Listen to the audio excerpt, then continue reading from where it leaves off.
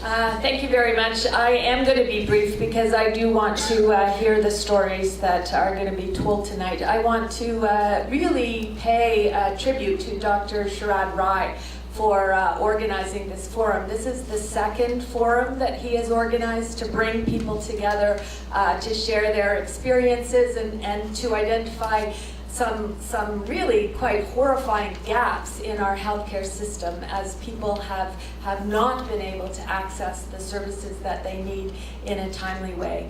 I want to say how grateful I am to those of you who have agreed to come tonight to share your experiences in a public forum. It's not an easy thing to do. But it is so important that we put a face to the reality of the crisis in our healthcare system. I wish I could say that it was as easy as that we just have to identify the names of the people and share their stories and change will happen. Unfortunately, we have not seen that in this province. We have been talking about Jennifer Watt, the young woman who 4 years ago was sleeping in the hallway in the London Health Sciences Centre for a week because she couldn't get access to a mental health bed.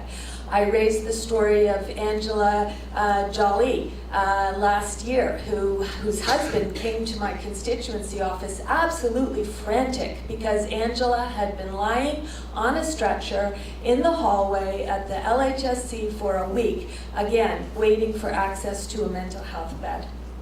Dawn Warren, whose story was also mentioned tonight, and hopefully we'll hear from Dawn's husband David about Dawn's horrific experience again, having been forced to wait for access to the mental health treatment that she required.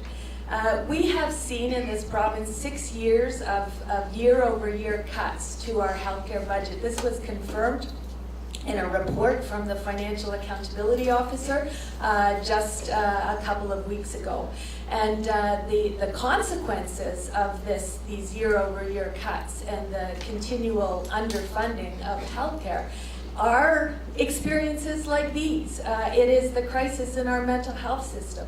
It is delays in surgery. You may have heard of Chris Punter, a Londoner, whose brain surgery was delayed 4 times. The 4th time, he was actually in a hospital gown, with the wires on his chest, ready for the surgery, and the surgery had to be canceled because there wasn't a recovery bed available for him after the surgery was done. We've seen numerous stories over the last couple of months of people who have fallen ill when they are out of the province or just even out of the community in another part of Ontario. You may have read the media stories about Larry Dan, a Londoner who fell ill when he was out of Ontario and couldn't get back to access a bed. He had to, his insurer, he was in a hospital in Miami. His insurer was working very hard to try to get him back to an OHIP-funded bed in Ontario because his insurer was paying $20,000 a day for hospital care out of province.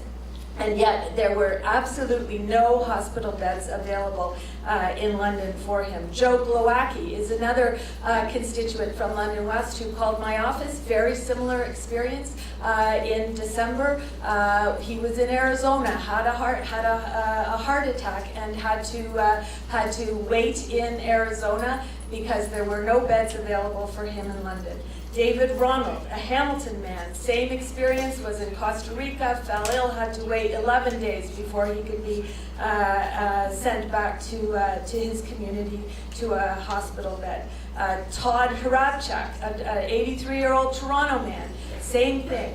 And then, of course, the story that touched my heart is Stuart Klein, a London West man who fell ill in Mexico. He had been stabilized and cleared for travel back to London or to anywhere in Ontario, and had to wait 5 days until a bed could finally be located. He did come back to a hospital in St. Catharines, but passed away 2 days later. And We will never know if Stuart had been able to return to Ontario at the time that he was medically cleared for travel. We will never know if he could have recovered and if he would still be with his family today. So these are the consequences. These are the names and the faces of the crisis in our healthcare system, and I can't say how much I appreciate hearing your stories and how committed I am to advocating on your behalf to try to get some changes made. Unfortunately, specifically with regard to mental health, what we have seen from this Liberal government are a series of announcements that never really materialize in any kind of positive action or positive change. 3 years ago, the Minister of Health came to London, held a big media event, said that the number of stabilization beds at the CMHA Crisis Centre were going to be doubled. They came back a year later, they've been a couple of times to re-announce these additional stabilization beds, and those beds have never materialized. We saw the community come together, the CMHA Crisis Centre, the London Health Sciences Centre, and EMS Thames Valley to do a pilot project so that non-acute mental health patients could be diverted directly to the crisis centre instead of the emergency room. And the Minister of Health refused to do anything to try to facilitate moving that project forward in our community. In the fall, we saw an announcement that 24 new beds were going to be added to the mental health unit at LHSC. We haven't seen those beds yet. We heard there maybe is going to be 10 beds, but we don't know if there's going to be any staffing attached. So we need more than announcements. We need some actual change. And I really, again, I want to say thank you to those of you who have come to share your stories. And you have my commitment that we will do whatever we can to advocate for the changes that need to be made. Thank you.